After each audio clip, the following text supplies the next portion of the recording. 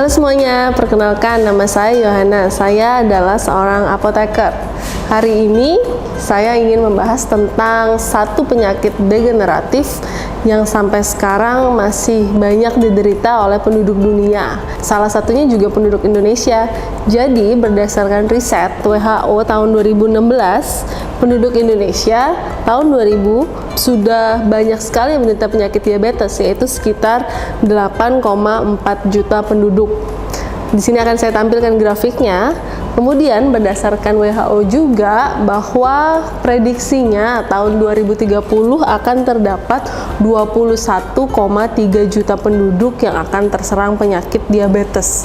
Diabetes ini ada dua macam. Jadi ada diabetes tipe 1 dan ada diabetes tipe 2. Diabetes tipe 1 itu biasanya karena keturunan, karena pankreasnya atau organ pankreas tubuhnya itu mengalami kerusakan sehingga tidak bisa menghasilkan insulin dengan jumlah yang cukup. Insulin ini manfaatnya apa sih? Insulin ini membantu tubuh untuk membawa gula yang ada di dalam aliran darah untuk masuk ke dalam sel dan disimpan atau dimetabolisme oleh sel, sehingga gula ini tidak beredar di dalam aliran darah.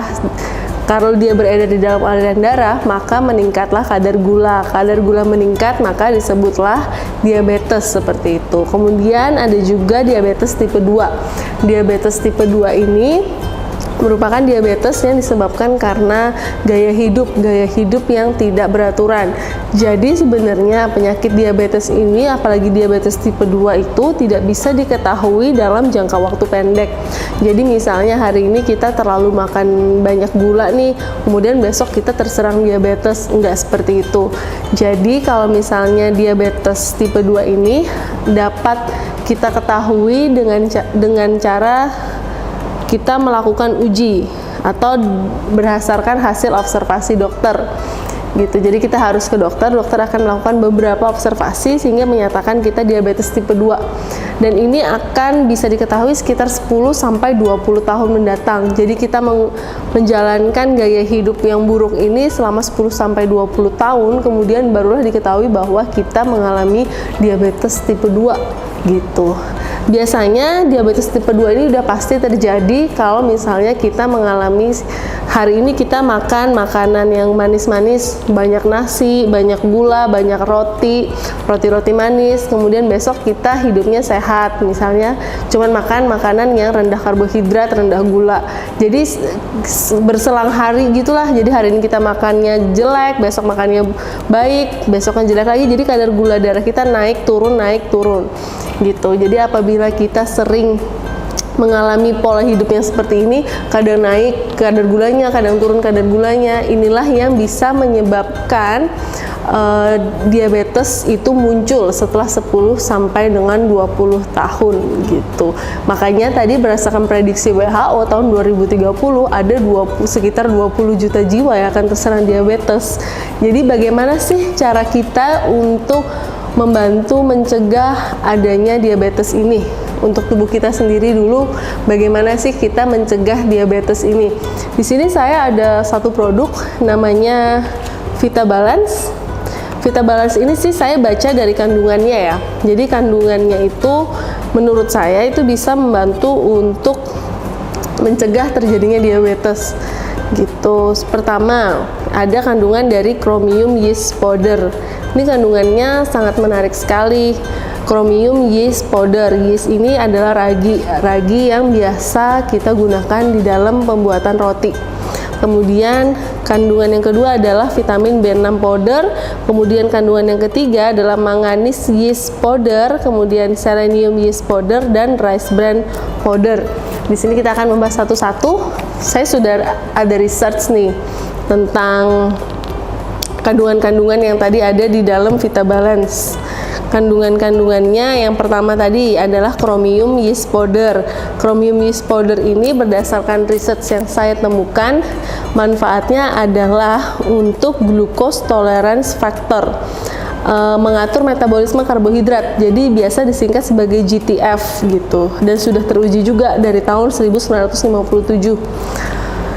Kemudian manfaat lainnya bisa untuk meningkatkan penyerapan glukosa dan meningkatkan efisiensi insulin gitu. Kenapa ini penting? Biasanya sih kandungan seperti ini, Vita Balance ini biasanya manfaatnya untuk diabetes tipe 2. Kalau saya lihat dari kandungannya, diabetes tipe 2 itu lebih kepada gaya hidup yang pasti satu. Selain gaya hidup tadi, biasanya dia karena penghantaran insulinnya ke dalam sel itu tidak bagus. Jadi insulinnya itu menghantarkan gula darah tadi ke dalam sel itu tidak dengan sempurna. Jadi dia gula darah dan insulin ini tidak bertemu, lewat aja gitu. Jadi insulin sendiri, gula darah sendiri, padahal harusnya mereka ketemu terus kemudian masuk ke dalam sel bersamaan, sehingga gula darahnya tidak beredar di dalam aliran darah gitu. Jadi kalau diabetes tipe 2 berarti kesimpulannya adalah disebabkan karena penghantaran insulin itu tidak bagus. Nah, sedangkan di sini kandungan dari Vita Balance adalah chromium yeast powder. Chromium yeast powder ini manfaatnya untuk meningkatkan penghantaran insulin ke dalam sel menjadi lebih baik gitu. Jadi sudah satu nih, tadi sudah solusinya udah ketemu. Kalau misalnya insulinnya nggak bisa menghantarkan dengan baik untuk diabetes tipe 2, kemudian adalah Vita Balance yang mengandung chromium bisa membantu untuk menghantarkan gula darah ke dalam sel menjadi lebih bagus dengan insulinnya gitu. Kemudian kandungan yang kedua ada vitamin B6 powder. Jadi vitamin B6 manfaatnya untuk meningkatkan sistem imun, memproduksi antibodi, dan meningkatkan komunikasi antar sel. Komunikasi antar sel ini penting supaya tidak salah paham gitu selnya anggapannya. Jadi misalnya tubuhnya bilang insulin tolong dong anterin gula ke dalam sel gitu. Jadi komunikasinya benar, insulin nganterin gula ke dalam sel. Kalau komunikasinya nggak benar, berarti insulin ini nggak bisa nangkep gula, jadi komunikasinya lost contact gitu. Jadi kita perlu komunikasi antar sel. Kemudian kandungan yang ketiga, manganese yeast powder, fungsinya untuk aktivator enzim sistem metabolisme. Jadi sistem metabolisme karbohidrat kita menjadi semakin baik. Kemudian kandungan yang keempat, ada selenium yeast powder, manfaatnya untuk meningkatkan respons sistem imun dan meningkatkan daya tahan tubuh. Kemudian kandungannya juga ada rice bran powder. Ada 3 manfaatnya, meningkatkan sensitivitas insulin. Insulinnya menjadi lebih sensitif sehingga dia bisa menangkap gula darah tadi dan memasukkannya ke dalam sel. Kemudian manfaat yang kedua untuk mengkontrol kadar gula darah. Kandungan yang ketiga adalah untuk menurunkan kadar HbA1c. HbA1c ini biasanya penting untuk melihat apakah kadar gula itu sering naik turun stabil atau enggak. Biasanya ada didapatkan dari hasil uji lab darah gitu. Jadi sangat bagus juga untuk penderita diabetes untuk kadar HbA1c-nya dapat diturunkan. Jadi dari kandungan yang banyak ini tadi, manfaatnya sudah jelas untuk diabetes tipe 2 gitu. Jadi dia membantu penderita diabetes tipe 2 atau membantu kita yang belum terserang diabetes tipe 2 untuk menjaga kesehatan agar kita nggak terserang, agar kadar gula darah kita selalu stabil. Jadi manfaatnya yang pertama untuk mengatur kadar gula darah kita agar selalu stabil. Kemudian bisa juga untuk penderita diabetes tipe 2 agar kadar gula darahnya juga stabil gitu. Jadi bentuknya gini ya. Bentuknya kapsul. Botolnya gini. Tutupnya udah aman, jadi nggak bisa dibuka sama anak-anak sembarangan. Jadi harus orang dewasa yang buka, soalnya harus ditekan dulu.